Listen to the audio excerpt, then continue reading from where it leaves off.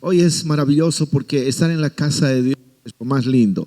Es maravilloso porque estar en un lugar donde la presencia de Dios está, siempre suceden cosas bonitas y hermosas pasan.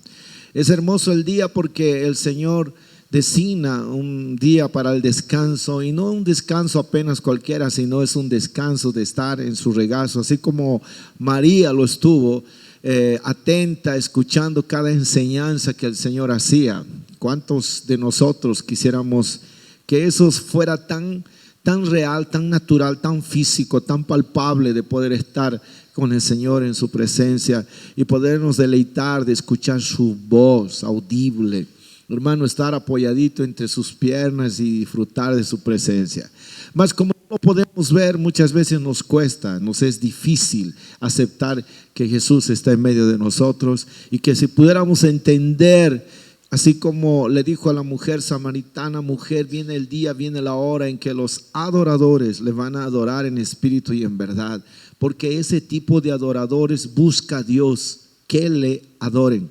Si pudiéramos entender eso, así tener esa comprensión que solo el Espíritu Santo nos puede dar, hermano, sería un deleite cada momento que nosotros estemos en la casa de Dios. Y no solo eso, sino cuando estamos en oración, cuando estamos en intimidad o estamos meditando la palabra, Dios mío, el Señor con toda seguridad alguna cosa va a hacer, algo nos va a hablar, nos va a bendecir. Por eso debemos estar siempre atentos a todo lo que el Señor nos dice en su palabra. Debemos estar siempre dispuestos a escucharlo. A veces por el afán, hermano, nos perdemos grandes bendiciones. Imagínense cómo estaba Marta, estaba tan afanada en sus... Marta estaba tan ocupada en la cocina, afán de aquí, afán allá. Y compare lo que estaba sucediendo con María. Fue algo muy especial. Es verdad que en la vida va a haber momentos en que nosotros tengamos que ser como Marta, el tiempo de trabajo, el tiempo de la responsabilidad, pero también tienes que aprender a ser como María, darle un tiempo al Señor, a la oración, a la adoración, y también a poder escuchar su palabra. Y este es un tiempo para estar como María, atentos a recibir todo lo que Dios tiene para darnos. Amén. Amén. Dile al de tu lado: despertá tú que duermes, y te va a alumbrar Cristo con su palabra. Es una lucha, ¿verdad? Es una lucha. Yo sé, el tiempo está abafado, algunas cosas ahí que vienen a pesar. También ahí se aumenta la preocupación por algunos problemas que podemos estar pasando. Y en fin, este capítulo 10 que voy a hacer mención habla de una parábola, y es la parábola del buen samaritano. Cuando nosotros abrimos la Biblia en el capítulo 10 del Evangelio de Lucas y vemos a partir del versículo 25 en adelante, nosotros vamos a encontrar una historia maravillosa. Una parábola, muchas veces les hemos dicho, es un ejemplo, es una enseñanza que Jesús da para enseñarnos una verdad espiritual que está bien relacionada con Él, con lo que Él puede y quiere hacer por nosotros. Cuando nosotros abrimos la Biblia, y especialmente cuando vamos a abordar este tema del buen samaritano, hermano querido, vamos a encontrar mucha enseñanza, vamos a encontrar mucho mensaje, vamos a encontrar el amor de Dios, vamos a encontrar la misericordia de Dios, vamos a encontrar cómo el Señor mismo desenmascara la hipocresía y el tradicionalismo y la mentira, o disfrazada una verdad con mentira, hermano, de los líderes religiosos de ese tiempo. La parábola del buen samaritano tiene mucha enseñanza para nosotros, mas yo quiero hoy enfocar de una manera sencilla esto que sucedió cuando un intérprete de la ley, aunque Jesús no solamente se enfrentó con uno, sino con muchos otros maestros expertos de la ley, y uno de ellos se levantó para decirle y hacerle una pregunta al Señor, y no lo hizo con una intención buena. La palabra dice que él lo hizo con una intención a fin de probar si sabía o no conocía la palabra del Señor. Yo me he visto muchas veces en esa situación No sé cuántos líderes cristianos se han visto en esa postura, en esa posición, cuando alguien se levanta y pregunta, no por querer aprender algo, sino sabiendo cómo este líder, porque este no era un neófito, sino este era un líder que conocía muy bien las escrituras. Por eso en una traducción dice un experto de la ley, alguien que conocía la palabra y con una mala intención se acercó a Jesucristo y le dijo, a ver, Señor, como diciendo, a ver si sabe o no sabe la respuesta. ¿Haciendo qué cosa heredaré la vida eterna? ¿Qué debo hacer? ¿Qué hay que hacer? ¿Cómo entro para recibir la vida eterna? La pregunta de él fue, ¿haciendo qué cosa? ¿Haciendo qué cosa heredaré la vida eterna? Nosotros cuando encontramos la palabra vida eterna, quizás aquel versículo más lindo y hermoso de toda la Biblia se encuentra en el Evangelio de Juan capítulo 3 verso 16, y de la boca de Jesús mismo dijo que de tal manera Dios nos mostró su amor en que lo envió a él, a Jesucristo, aquí a la tierra, para entregar su vida, su amor, su vida en sacrificio por todo el mundo, sin escoger a quién, sino todo el mundo, ni siquiera por su pueblo, que era su pueblo, la nación de Israel, sino por todo el mundo. Entregó su vida para que todo aquel que en él crea no se pierda, sino reciba como regalo, ¿qué? La vida eterna. Él ya lo había hablado. Es más, el Antiguo Testamento habla la creencia del pueblo de Israel en relación a la vida eterna. Así que mi hermano, este intérprete no era un neófito. Él conocía muy bien qué era la vida eterna, sabía muy bien qué era la vida eterna. Malintencionadamente se acercó a Jesús y le pregunta algo que él conocía muy bien, pero quería saber, a ver qué va a decir este. ¿Qué es lo que tengo que hacer para heredar la vida eterna?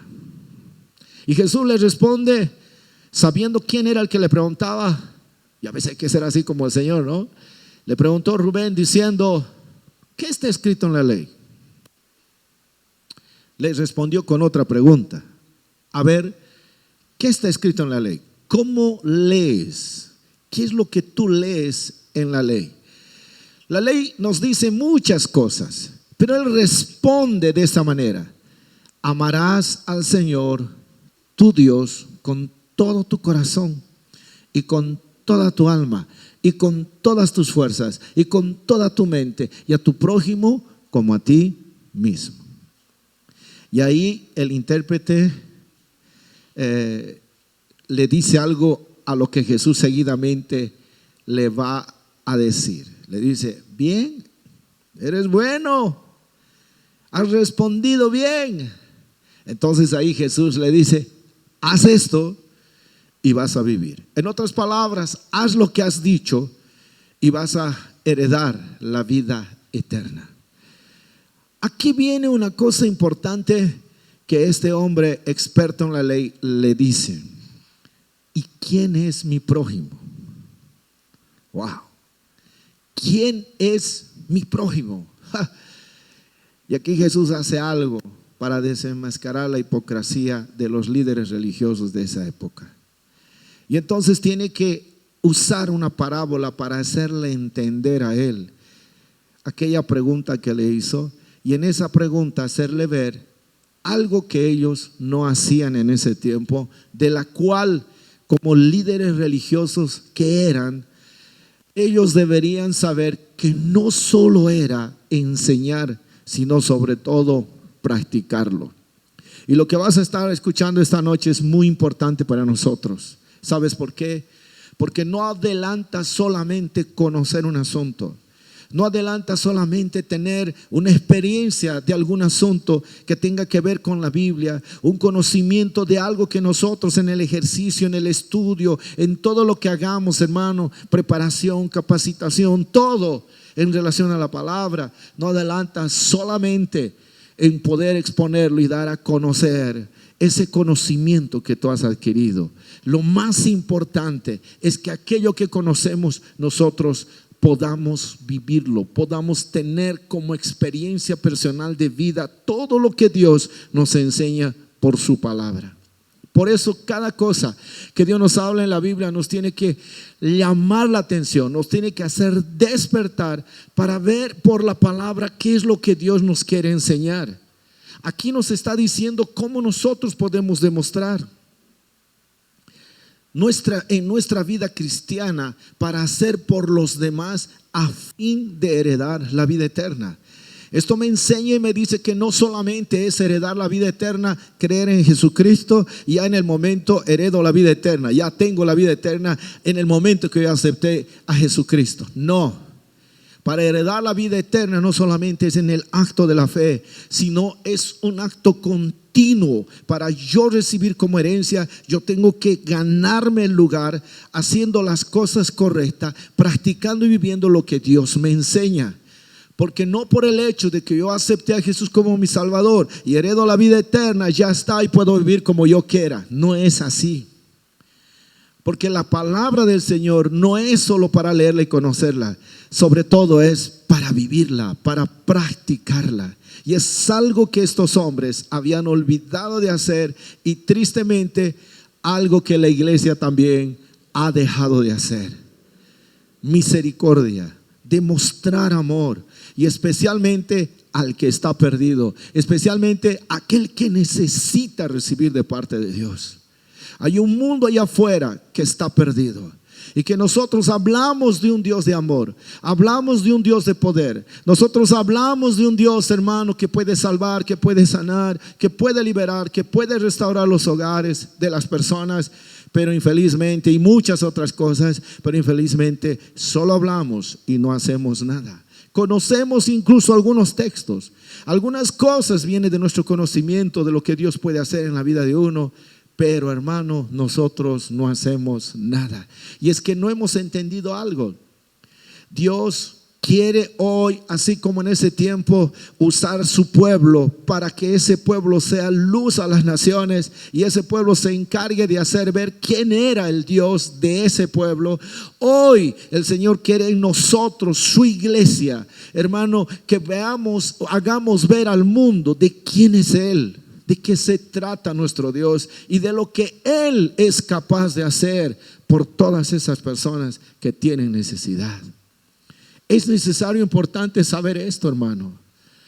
Es necesario saber que no es suficiente en el momento de decir yo creo, ya tengo la vida eterna y puedo hacer de mi vida lo que quiera y descuidarme de las cosas del Señor. Aquí Jesús les está diciendo en esta parábola, hubo un hombre que vino de Jericó que vino de Jerusalén, descendía de Jerusalén a Jericó. Unos dicen que este hombre de Jericó fue al templo para prestar alguna adoración seguramente y estaba volviendo a su ciudad. Otros dicen que de repente era un hombre que hacía un negocio en Jerusalén y estaba volviendo otra vez a su ciudad. No especifica, no da de una forma específica en detalles lo que este hombre al volver de Jerusalén fue a hacer en Jerusalén. Simplemente la Biblia declara algo, que él descendía de Jerusalén a Jericó. Un detalle importante a saber es aquí esto. Sabemos que Jerusalén es la ciudad del gran rey. ¿Cuántos dicen amén? Es la ciudad del gran rey. Era el centro religioso mundial, hermano. En Jerusalén literalmente estaba la presencia de Dios porque ahí se encontraba el templo del Señor. Por eso era un lugar espiritual donde las personas iban y se reunían para adorar al Señor y muchos de ellos habían recibido respuesta de Dios a sus necesidades.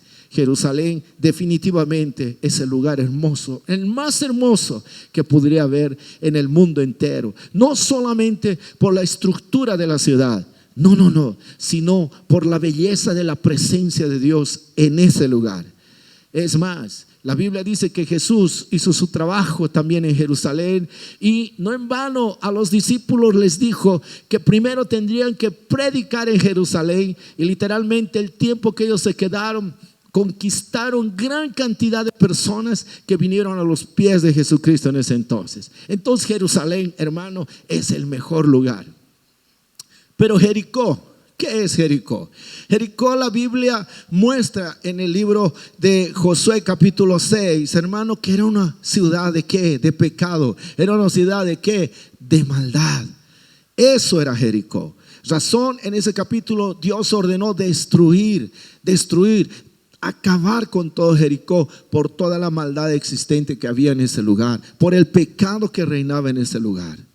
Entonces podríamos de alguna manera espiritual explicar lo siguiente: cómo es que las personas no se detienen, no viven, no permanecen en Jerusalén y deciden caminar en su vida, pero en dirección opuesta, en dirección al pecado, en dirección a la perdición. ¿Y qué es lo que va a suceder cuando una persona camina en dirección opuesta? La Biblia dice en Proverbios: hay caminos que al hombre le parece derecho, pero su fin es camino de muerte. Hay caminos que parecen buenos, parecen caminos que parecen agradables, que parecen que está óptimo, que está todo súper, que está todo bien. Si nosotros pudiéramos tener el concepto de aquellos que dicen que era un hombre que fue a ofrecer sacrificio a Dios, al templo, podríamos bien también agarrar esto para tener y darle un significado espiritual a nuestra vida, a fin de cuidarnos y no cometer el error, para vivir experiencias amargas como vivió este hombre. A veces estamos en la ciudad del gran rey, en la presencia, alabando, adorando, sirviéndole a Él, pero también vamos camino opuesto a algunas cosas que nos alejan de Él.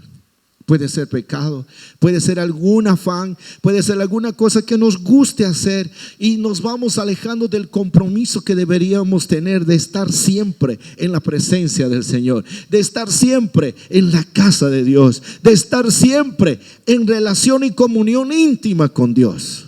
Alguien se puede levantar y decir en este momento: pero ¿qué culpa tiene el hombre si en Jerusalén era su casa? Bueno, ese es un asunto diferente, pero estamos aprendiendo algo que podría suceder bien en nuestra vida. La Biblia declara que este hombre, hermano, al salir de ese lugar y volver a Jericó, unos ladrones vinieron y ¿qué lo hicieron? Le asaltaron, lo dejaron casi medio muerto. Estaba botado y tirado ahí, hermano, en el piso, sin que nadie lo pueda ayudar. Y es que así es. Cuando una persona camina en el lado opuesto, decide alejarse del Señor.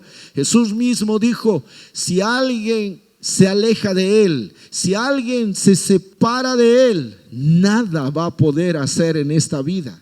El hombre cree que alejado de Dios puede hacer las cosas. El hombre, en su propia prudencia y en su propia opinión y en su propio conocimiento, cree que puede alcanzar las cosas que desea, y es que de alguna forma lo puede lograr por su inteligencia, por el dinero y por todas las cosas que puede conseguir. Pero hermano, jamás va a poder lograr la vida eterna, la bendición, el amor de Dios alejado de Él. No va a poder. Y déjeme decirle algo: lamentablemente hay muchos cristianos que viven en el pecado y transitan también por la ladera o el sendero de buscar a Dios y estar con Él, pero están un tiempo con Él y otra vez caminan por otros rumbos y van, anda que viene, y no se dan cuenta que en cualquier momento el enemigo, que es el ladrón, Jesús lo identificó como tal, como un ladrón. Y un ladrón, ¿qué hace? Mata, roba. ¿Qué más hace?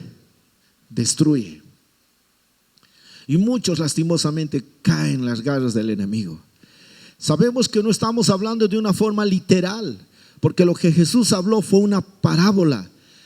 Usó un ejemplo para llevar a una verdad espiritual. Por eso te estoy hablando de esta manera, para que nosotros podamos comprender que el ladrón, nuestro enemigo potencial, el diablo, está al acecho, esperando una oportunidad para agarrarnos y destruirnos. ¿A cuántos no lo ha hecho? Dígame, cuántas familias, cuántas personas alejados de Dios, alejados de la ciudad del gran rey, alejados del Señor, y viviendo y caminando, transitando por el camino de la perdición y deleitándose en el lugar de pecado. Hermano, ¿cómo han acabado? ¿Cómo están terminando hoy? Están en la misma condición de este hombre. El diablo literalmente ya ha dañado esas vidas. ¿A cuántos no les ha robado la felicidad? ¿A cuántos no les ha robado la salvación? ¿A cuántos no les ha robado el gozo? Dígame, ¿cuántas mujeres estarán en este momento dolidas en su corazón por la traición, por el engaño, por el fracaso? Oh, mi hermano, millares de personas están así, sin esperanza, sin fe, sin gozo. Todo es apariencia. El enemigo ha logrado robarles la felicidad, ha logrado robarles el gozo, ha logrado robarles la salvación, ha logrado robarles la bendición. Y muchas veces es el hombre mismo que se lo permite. ¿Cuántos hermanos están siendo destruidos? Sus familias, sus hogares, sus vidas. ¿Cuántos en este momento sus vidas están siendo golpeadas por el ladrón, el enemigo que los quiere destruir con miedos, con temores, miedo a la muerte, miedo al fracaso, miedo a cualquier cosa? Hermano, miedo a todo. Así están. Pero habría que preguntarse por qué. Porque muchas veces nosotros damos lugar al enemigo. Usted tiene que aprender, mi amado, mi hermano, no podemos vivir alejados de Dios. Si nosotros nos separamos del Señor, si nosotros nos alejamos de Él, somos presa propensa y fácil a caer en las manos del enemigo. Y repito, muchos están en las manos del enemigo y Él está haciendo estragos con esas vidas. Lo único que falta después es matarlos. A muchos ya los tienen muertos espiritualmente. Claro que sí. Por eso cuando uno está muerto espiritualmente por causa del pecado, desánimo, ya no quiere ir a la iglesia, ya no quiere servir más, ya no tiene ganas ni siquiera de danzar, lavar, nada, ya no quiere hacer nada. Déjame decirte algo, cuando eso pasa en la vida de un creyente y más en la vida de aquel que no quiere escuchar, no quiere saber nada de Dios, si uno que está en el pecado, Dios por su palabra le dice que está muerto. Imagina, hermano, cuántos cristianos no estarán en la misma condición. No habla la parábola del hijo pródigo, hermano, donde también tiene que ver no con los pecadores solamente, sino tiene que ver con aquellos que dicen ser hijos de Dios y que por alguna situación, no estar ya más cerca del Padre, deciden alejarse. ¿Y cuál es el triste final de una persona que decide alejarse del Señor? Muerte. Muerte. Y cuando Dios no está para dar muerte, sino está para dar vida. Si el ladrón viene a robar, si el ladrón viene a matar, si el ladrón viene a destruir, Él dijo, mas yo he venido para darles vida. Y no solamente una vida así, vacía, superficial, una vida plena, vida en abundancia. Y en esa vida también está lo que Jesús dijo, vida eterna.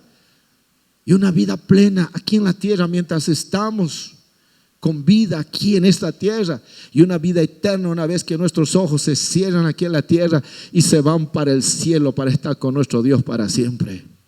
Y no es una vida inconsciente, sino es una vida de bendición, una vida consciente de estar en la presencia de Dios y gozar todas las cosas que tienen para nosotros. ¿Cuántos están perdiendo esa felicidad? Por el pecado, por el descuido. Podemos ver una lista de muchas cosas. Pregúntate tú, ¿tienes el mismo gozo de antes? ¿Tienes la misma alegría de servirle a Dios? Pregúntate tú, ¿por qué estás en la condición que estás? Decime a quién culpar. Es fácil culpar al diablo, pero ¿no será que son nuestro caminar que nos conduce a ese momento doloroso, hermano? ¿No será? Curioso es que cuando uno está en Jerusalén, hablando de la forma real, física, hoy, hermano, todo el mundo dice que es el lugar donde es paz. Es increíble, por más que disparen bombas, misiles, sea lo que sea, es el lugar donde se respira paz. Y de alguna forma Jerusalén significa eso, ciudad de la paz, ciudad de paz. Estos días anteriores han estado mandando misiles, atentados contra Jerusalén por las fiestas que pasó. Pero cuando yo buscaba información, Dios mío, ¿qué está pasando con Israel? Porque a mí me llama la atención todo en relación a Israel. Y cuando de pronto aparece un youtuber judío que tiene su canal y da enseñanzas, yo lo sigo mucho a él. Él hace una transmisión al vivo, dice: ustedes quiero que sepan una cosa, estamos aquí desde el muro y vamos a ir a tal lugar. Quiero que sepan una cosa, no les vamos a dar lugar a nuestros primos árabes, dice, ¿no? de que estamos asustados, de que estamos con miedo. No, ustedes sepan que la fiesta continúa, todo está normal, estamos felices, estamos yendo a la calle, estamos escuchando los misiles venir, estamos escuchando las bombas que van a mandar, dice, pero nosotros estamos en paz, estamos felices. ¿Por qué? Porque no están alejados de Jerusalén. Jerusalén definitivamente es la ciudad del gran rey, la ciudad de paz, que aunque venga cualquier cosa, no va a pasar nada.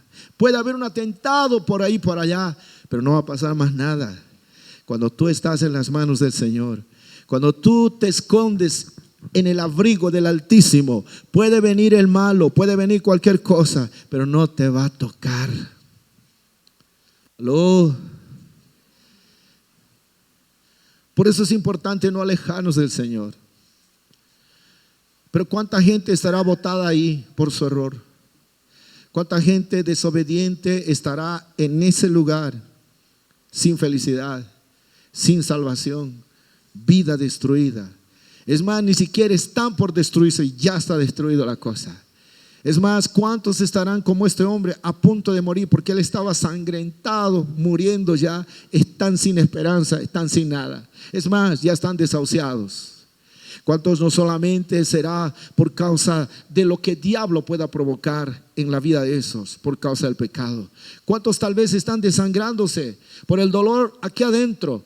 Porque han ido al brujo, han ido al médico y aquel problema que tienen emocional, enfermedad física y cualquier otra cosa que no tiene nada que ver con el pecado para ellos, pero los tienen el dolor, los tiene literalmente muertos, sin vida. Dígame, aquella persona que escucha del médico, tienes cáncer, si va a estar feliz, hermano, y va a decir, wow, gloria a Dios, mismo siendo cristiano. No va a estar. Lo primero que le va a venir es ansiedad, miedo, angustia. Dígame, aquel que le dice, esta noche vienen a robar tu casa, ¿cómo va a estar? ¿En serio? No me digas, ¿acaso voy a preparar un bolito para recibirle al ladrón? ¿Va a decir eso, hermano? No, lo que va a hacer es angustia, miedo, va a decir no puede ser, va a trancarse, va a hacer alguna cosa y va a estar arrancándose las uñas. ¿Será que viene? ¿Será que viene? El miedo, el temor. Muchos no viven en paz. ¿Cuántos en este momento estarán ahí en sus casas, hermano, ya viendo que todo se derrumba, ya no hay solución, ya no hay nada? Y ahí yo quiero mostrarte algo, porque posiblemente muchos de ustedes no estén en la posición de este hombre. Si no estás en esa posición, entonces tendrías que estar en esta y tú vas a elegir. La Biblia dice que este hombre está botado ahí y de repente pasa primero un sacerdote que presta servicio en el templo. Y cuando él está pasando por ahí, hermano, lo ve al muerto. La Biblia dice que solamente lo ve, lo mira, da una vueltita seguramente, hace el análisis, el chequeo que está, si está muerto o no. Él percibe que todavía respira. La Biblia dice que él pasa de largo. Y luego viene otro que es un levita. Es uno también religioso que sirve en el templo, habla de Dios. Claro, no en función, quizás en una función menor que el sacerdote, pero en fin y al cabo un adorador, entre comillas, un hombre que vivía en el templo también en servicio al Señor. Pero llega al lugar donde está el hombre moribundo, tendido en el piso, y cuando lo ve, la Biblia dice también que él pasa de largo. Ahora, piense un poco para el que está ahí en el piso, ¿cómo cree que se siente él? Cuando alguien está en la angustia, en el lugar del dolor, hermano, ¿cómo se siente? ¿Qué es lo que quiere? ¿Qué es lo que espera? Auxilio, ayuda, ¿sí o no? Yo no sé cuántos de ustedes, si estarán o no estarán, o han pasado alguna situación, han estado desesperados por encontrar alguien que los pueda ayudar, alguien que los pueda escuchar, alguien que les pueda entender de aquello que están sufriendo en dolor, alguien que los pueda visitar. Pero qué triste es cuando ese alguien aparece, te ve, escucha tu quejido. Porque no creo que este hombre, no dice que estaba muerto, lo dejaron casi muerto. Pero una persona cuando está en esa condición, hermano, ay, por lo menos dice, no, ay. Y me imagino que él se dejó escuchar en su quejido quién sabe, ayúdeme. Pero hermano, ellos pasaron de largo. ¿Y sabe? Le voy a decir por qué pasaron de largo. Porque tanto el levita y mucho más el sacerdote no podía tener contacto con un muerto ni con un moribundo que esté sangrando. No podía. Porque si él podía tocarlo a él, mismo moribundo, él hubiera quedado impuro. Eso al menos decía la ley. Entonces, por no quedar impuro y no estar pasando por el proceso de purificación, porque tocándolo él hubiera estado impuro, y como era religioso, por más que nadie lo hubiera visto, por su condición, ay no, Dios me está viendo, estoy impuro, entonces voy a estar teniendo que hacer mis ritos de purificación, y por un tiempo ya no podría servir hasta quedar totalmente purificado por esa acción. Él decidió pasar de largo, y el otro también. A veces nosotros como creyentes, hermano, hacemos lo mismo. Ay, ¿para qué voy a perder tiempo? No tengo tiempo. Otro que vea, no voy a poder hacer esto. No creo que esto sea para mí. No es conmigo. ¿Sabía? He escuchado cuántos cristianos. No es conmigo eso.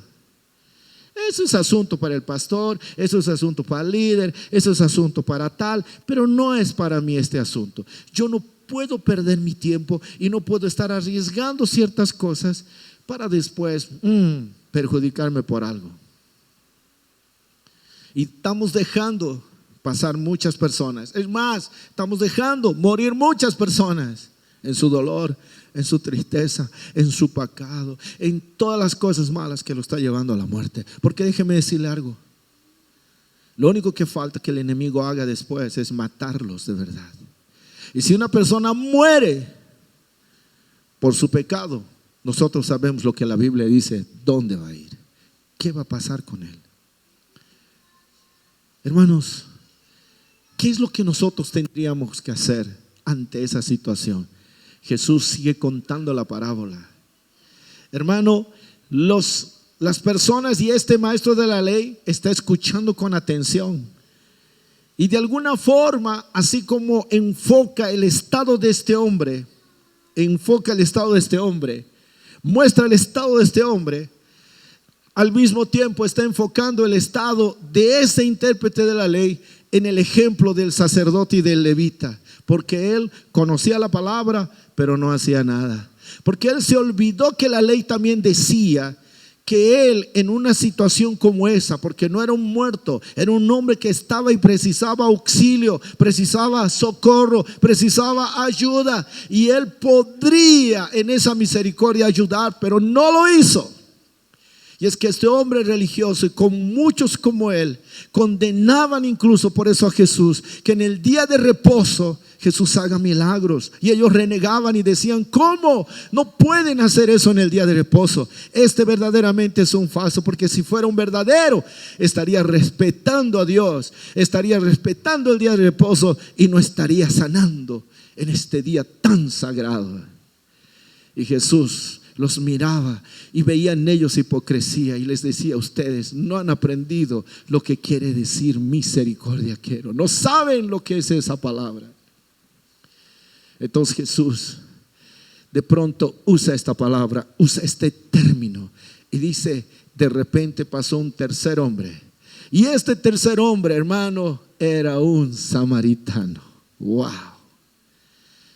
Un samaritano. Lo menos que podría escuchar este hombre era que un samaritano. Y me imagino que este intérprete de la ley estaba desesperado ahí al escuchar samaritano. ¿Por qué? Porque judíos y samaritanos no se llevaban bien. Es más, los judíos odiaban a los samaritanos. Los samaritanos no eran aceptados. No eran. Y de pronto que este samaritano venga y vea a este hombre, hermano, moribundo, él, viendo el estado de él, lo atienda. Es más, lo cure, porque la Biblia dice que él sacó vino y sacó aceite, y con el vino comenzó a limpiar las heridas de él, y luego le pasó aceite para suavizar las heridas de él, porque al fin y al cabo el vino se utilizaba para quitar toda infección, para limpiar la herida, y para calmar el dolor se pasaba con aceite. Era un emoliente para calmar el dolor con el aceite. Pero no solamente hizo eso, sino la Biblia dice que él lo levantó, lo puso en su caballito y se lo llevó a un lugar para cuidar a él. Es como llevarle una casa, un alojamiento, una posada. Lo llevó ahí y lo cuidó a él. Y como él tenía que seguir con su camino, le dijo al dueño del lugar: sabes, cuídalo hasta que se recupere bien. Te voy a pagar esto. Y le dio más dinero todavía. Y le dijo: si te falta aún, si gastas de más, cuando yo regrese, te lo voy a pagar el resto. Pero cuídalo. Esa acción de este hombre es la cual nosotros tenemos que imitar. Cuando hablamos del buen samaritano, es verdad, muchos aplican al buen samaritano como a Jesucristo. Y es que también eso es una realidad.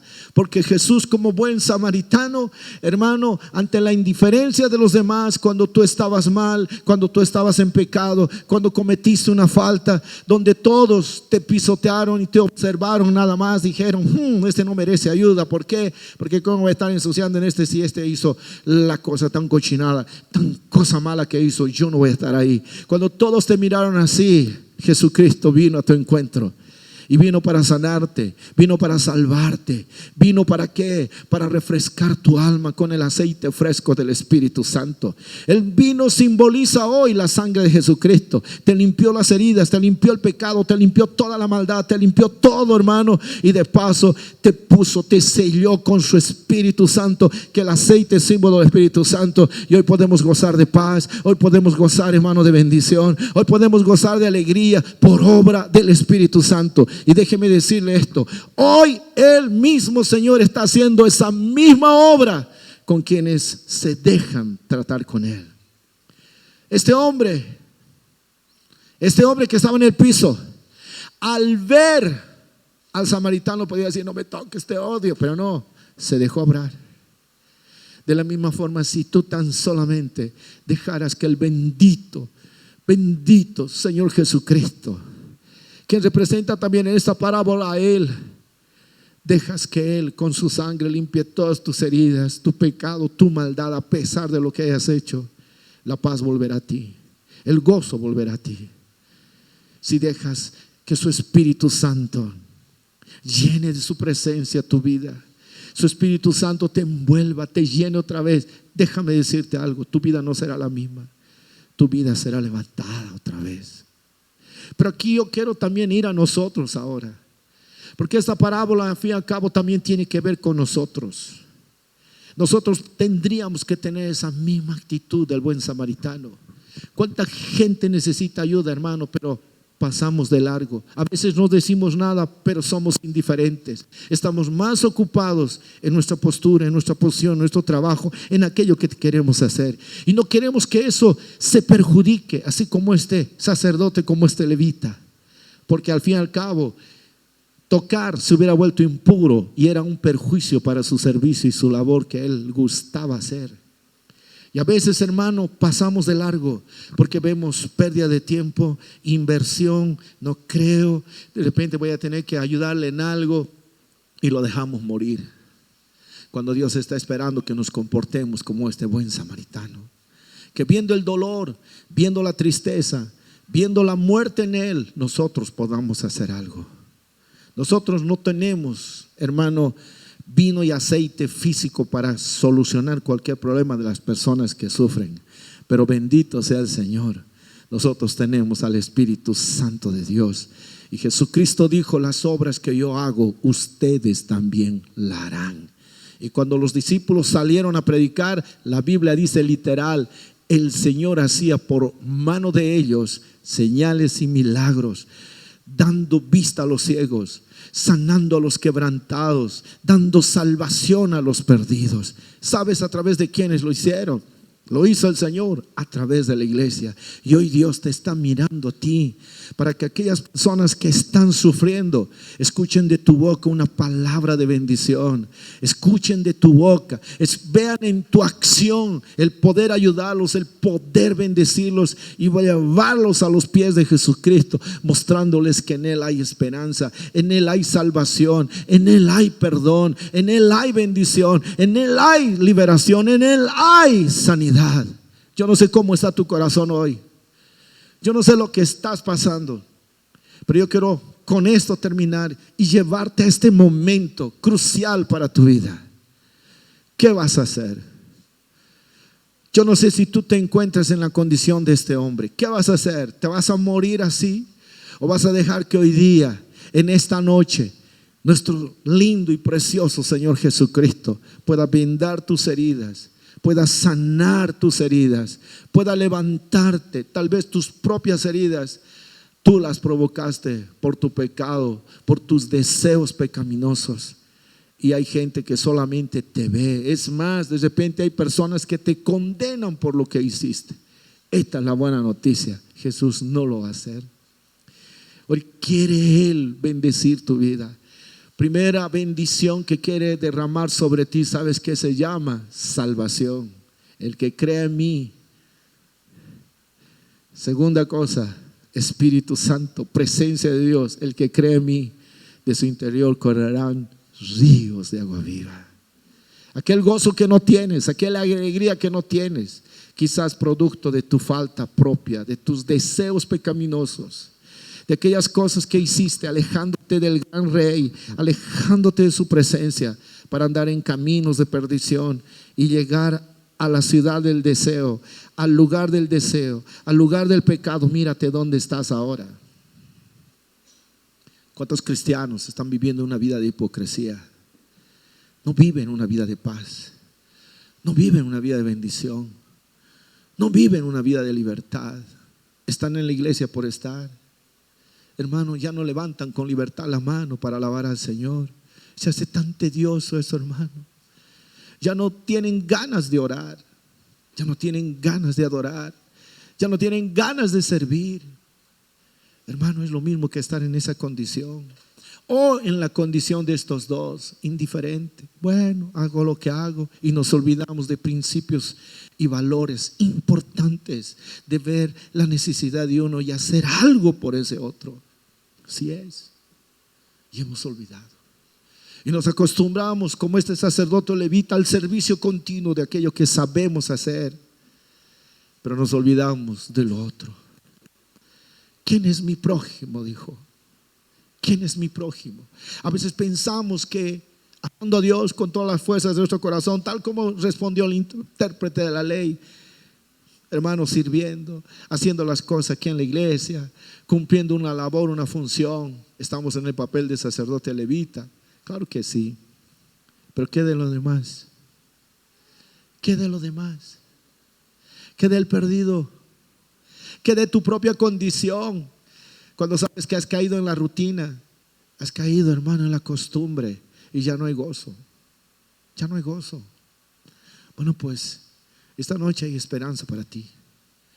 Lo que tienes que hacer es reconocer tu condición y dejar que Él te cure, dejar que Él te sane, dejar que Él, hermano, con su preciosa sangre limpie todo pecado y toda maldad de ti y te llene de su presencia en el Espíritu Santo, para que en Él goces. Mire qué lindo es esto. El fruto del Espíritu Santo, ¿qué es? Amor. Recibas el amor. ¿Qué es? Gozo. Tengas, hermano, un propósito de vida plena en el Señor. Puedas entender que la vida eterna no es apenas para el futuro. La vida eterna en Cristo Jesús comienza en el momento que tú te rindes a Él, en el momento que tú le das tu corazón y tu vida a Jesucristo. ¿Cómo rechazar?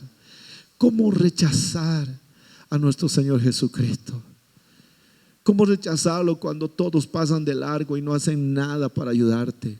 ¿Cómo rechazarlo, hermano, cuando Él te dice: yo estoy aquí para perdonarte, yo estoy aquí para levantarte, yo estoy aquí para sanarte, yo estoy aquí? ¿Cómo rechazarlo? ¿Cómo rechazarlo a alguien tratándose de nosotros como iglesia?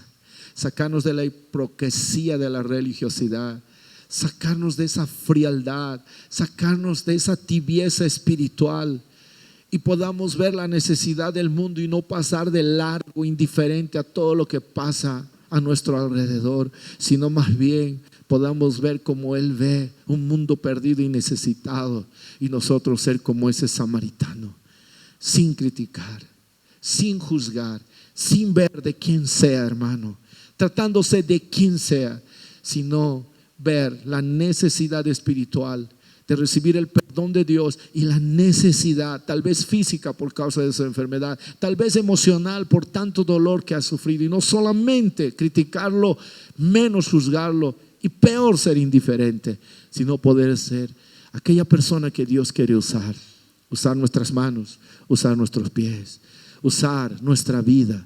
¿Para qué? Para nosotros ser bendición a ellos. En esta noche el Señor quiere llamar a esas personas, a esos cristianos que puedan decirle: aquí estoy, Señor. Yo te invito a que te pongas en pie. Ponte en pie. Ponte en pie. Ponte en pie. Ponte en pie. Jesús está aquí. Jesús está aquí. Jesús está aquí. Su sangre es suficiente, vertida en la cruz es suficiente para limpiar de todo pecado y toda maldad.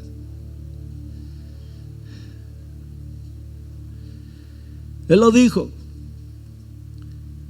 El ladrón, así como asaltando y tomando esa vida, mata, roba, destruye.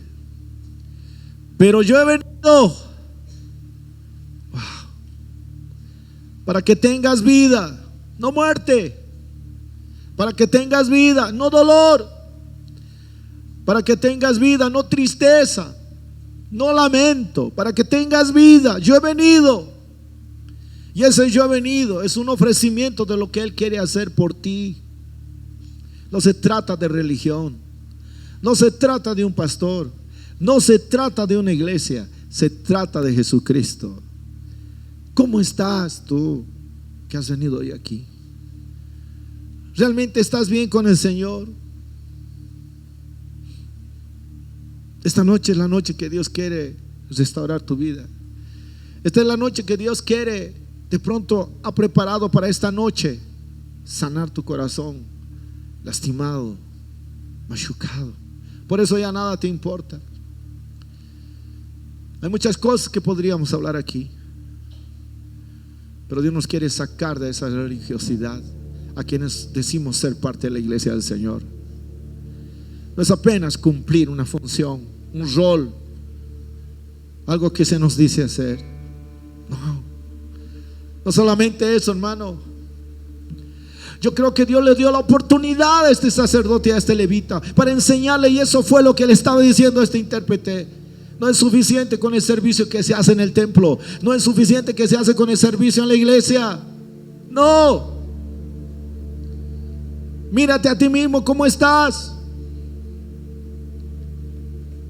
Es un llamado para que reconozcamos si no estamos en esa condición moribunda y necesitamos la obra de Dios en nuestra vida. Necesitamos su sangre. Necesitamos, hermanos, su aceite. Espíritu Santo. Ya no rebosa nuestra copa de esa presencia, hermano.